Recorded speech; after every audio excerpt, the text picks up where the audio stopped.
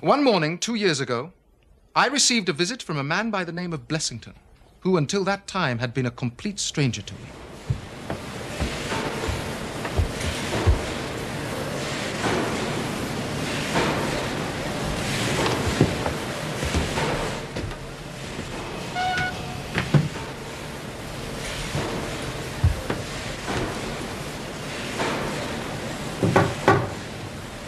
Come in.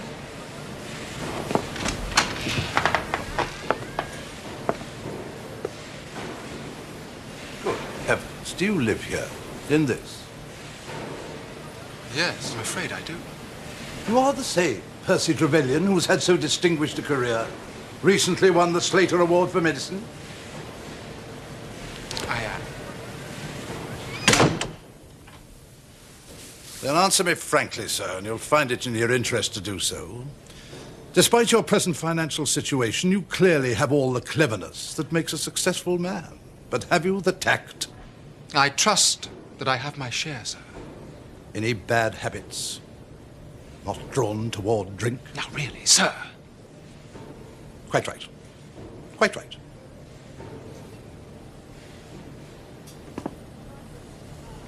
But I was bound to ask. Why? Why, sir? Simply, why, with all these qualities, are you not in practice? Come now, it's the old story, more in the brains than in the pocket, eh? Now, sir, what would you say, sir, if I were to start you in Brook Street? If a specialist is to succeed, he must aim high, and a practice in Brook Street is just the beginning.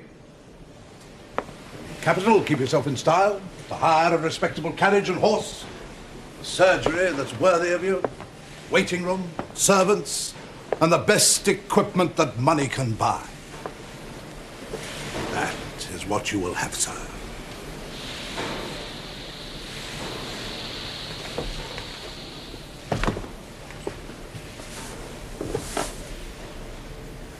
But why? It's just like any other investment. Safer than most. And what am I to do? I'll tell you. I will take the house, furnish it, pay the maids, and run the whole place. All you have to do is to wear out the chair in your consulting room. And then you hand over to me 3/4 of everything you earn. And keep 1/4 for yourself. Now, what do you say to that, sir? Do you agree? This, then, Mr. Holmes, was the strange proposal with which Mr. Blessington approached me.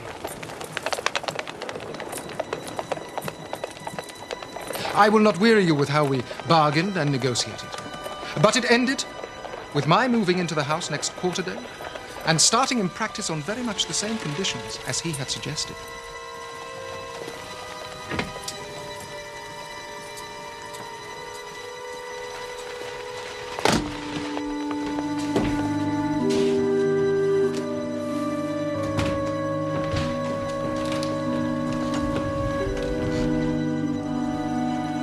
Waiting room for your patients?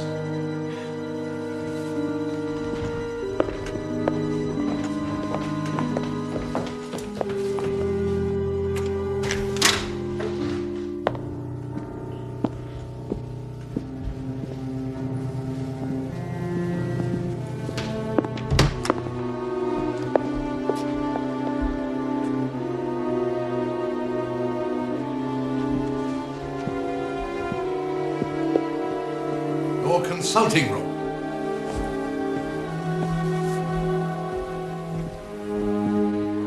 I can't believe it, Mr. Blessington. Nor can I thank you enough. He turned the 2 best rooms on the first floor into a sitting room and a bedroom for himself, and came to live with a resident patient. His heart was weak but not abnormal, and yet he demanded constant medical supervision. He was a man of singular habits, shunning company and very seldom going out, except in one respect. Every evening at the same time, he would go for a walk for half an hour exactly, no matter what the weather. And every evening at the same hour, he would walk into the consulting room. He would then examine the books, put down 5 and 3 for every guinea I had earned, and then carry the rest off to the strong box in his own room.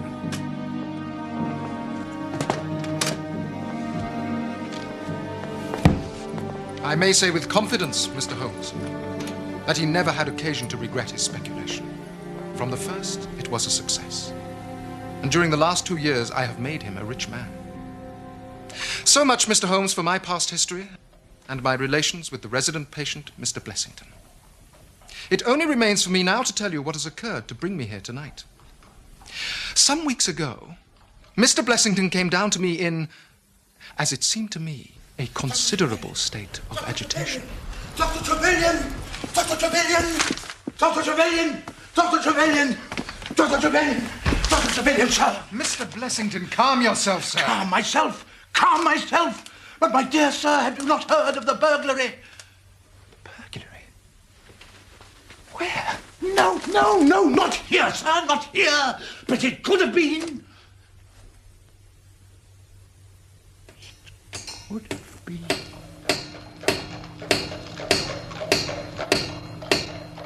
Within a week, the whole house had become a fortress of bolts and bars and locks. Are you sure these bars are strong enough? They'd be strong enough for the Bank of England, sir. Mr. Blessington. When I questioned him upon the point, he became so offensive that I was compelled to drop the subject. At first, Mr. Holmes, I thought he merely sought to protect his strongbox. But then, I suspected that it was his life he was protecting. From then on, he stopped going out altogether, peered continually out of his windows, and kept himself locked in his room in what I can only describe as a state of mortal dread.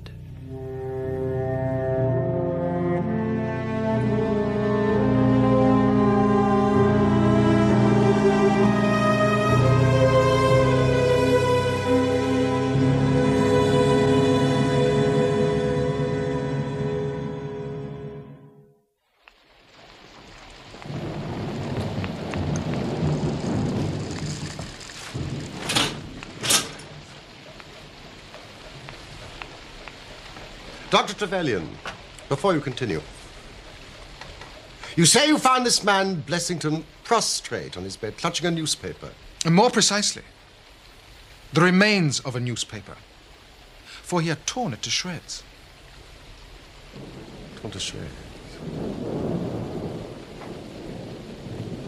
Do you recall the contents of this newspaper at all? I'm afraid not, even if I'd known what I was looking for. When was this? It was some weeks ago, the beginning of May, I think. Gradually, as time passed, his fears appeared to die away, and he renewed his former habits. Good evening, Dr. Trevelyan. Wonderful evening outside. I'm beginning to enjoy my walks again. And then, suddenly, a fresh event reduced him to the pitiable state of prostration in which he now lies. What happened was, yesterday I received this letter from a Russian nobleman now resident in England, who suffers from catalepsy. In it, he announces his intention of visiting me for a consultation this very evening at 6:15.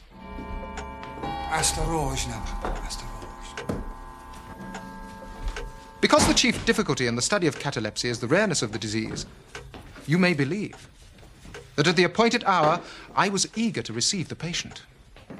Good evening, gentlemen. I'm Dr. Trevelyan. And it was you, sir, I assume, who wrote to me? My father speaks very little English, doctor, so I trust you will excuse my coming in with him, as his health is a matter of the most overwhelming importance to me. Yes, I respect that, sir. Fenton. Perhaps you would like to join us for the consultation? Niet.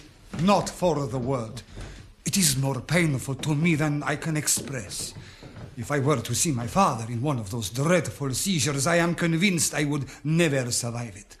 My own nervous system is an exceptionally sensitive one. Mm-hmm. With your permission, I will remain in your waiting room while you go into my father's case. Yes, of course.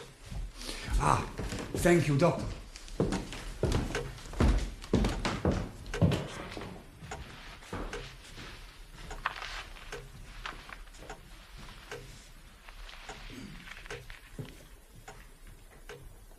Thank you, Fenton.